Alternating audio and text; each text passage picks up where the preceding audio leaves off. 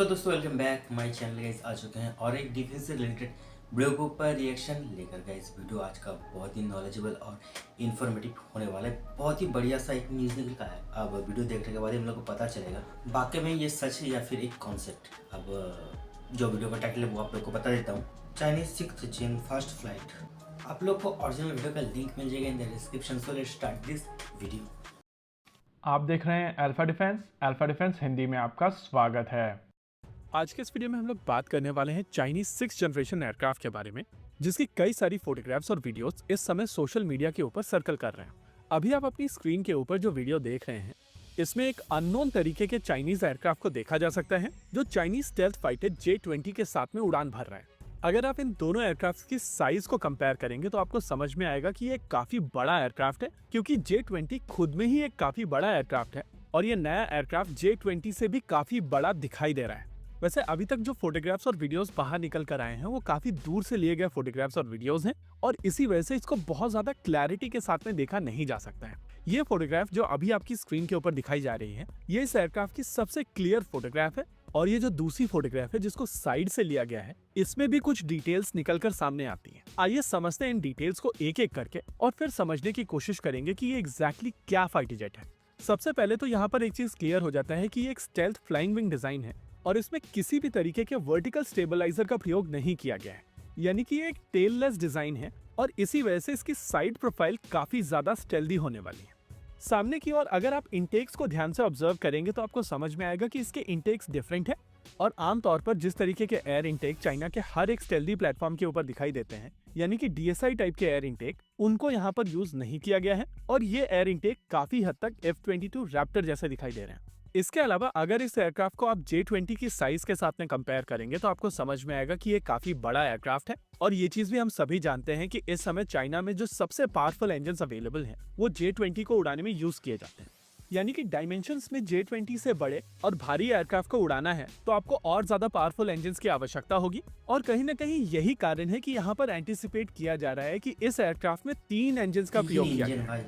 इसके अलावा इस एंगल से अगर आप इस फोटोग्राफ को ध्यान से देखेंगे, जहाँ पर रेड कलर का बॉक्स आपको दिखाई दे रहा है, वहाँ पर एक अलग तरीके का इंटेक भी दिखाई दे रहा है और इस इंटेक को देखकर आप समझ सकते हैं कि इसमें एक और इंजन का प्रयोग किया जा रहा है जो मोस्ट लाइकली इसकी बेली में है और कहीं न कहीं इसी के बेसिस पर अज्यूम किया जा रहा है कि ये एक फाइटर जेट नहीं, फाइटर बॉम्बर। अभी आप अपनी स्क्रीन के ऊपर एक मॉडल देख रहे हैं जिसको जुआई एयर शो में दिखाया गया था और अगर आप इस मॉडल को ध्यान से ऑब्जर्व करेंगे तो आपको इसमें 3 इंजन्स दिखाई देंगे, यानी कि जिस एयरक्राफ्ट को आज हम लोगों ने उड़ते हुए देखा है उसी का ये मॉडल है और ये चीज इंडिकेट करता है कि चाइना की तरफ से इस एयरक्राफ्ट को स्टेल्दी के साथ साथ फास्ट बनाने की भी कोशिश की गई है।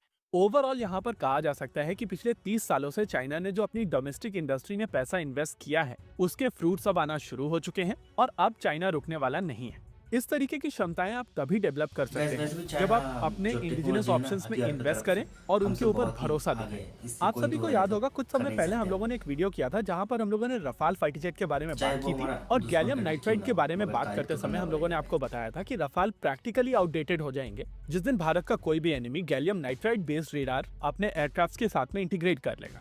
अगर चाइना के डेवलपमेंट्स को आप ध्यान से देखेंगे तो चाइना में इस समय गैलियम नाइट्राइड के ऊपर काफी तेजी से काम चल रहा है और इसी वजह से मैंने उस समय कहा था कि रफाल आज की तारीख में इतनी कीमत पर और इस तरीके की टाइमलाइन के साथ में बहुत ज्यादा सेंस नहीं बनाते हैं। लेकिन अगर आप चाइना के हर एक डेवलपमेंट को ध्यान से समझेंगे तो आपको समझ में आएगा कि उनका पहला मॉडल परफेक्ट नहीं होता है और over the period of time वो धीरे धीरे करके चीजों को बेहतर बनाते चले जाते हैं। हमारे यहाँ पर हम लोग इंतजार करते रहते हैं परफेक्ट मॉडल का और फिर चीजें डिले होती हैं और नी जर्क रिएक्शन होता है कि Su-57 इंपोर्ट कर लीजिए। वैसे इस पॉइंट ऑफ टाइम पर ये चीज लग रही है कि ये एयरक्राफ्ट एक फाइटर बॉम्बर है, लेकिन अज्यूम कर लीजिए कि एक 6th जनरेशन एयरक्राफ्ट है तो इसके काउंटर में आप क्या इंपोर्ट करेंगे?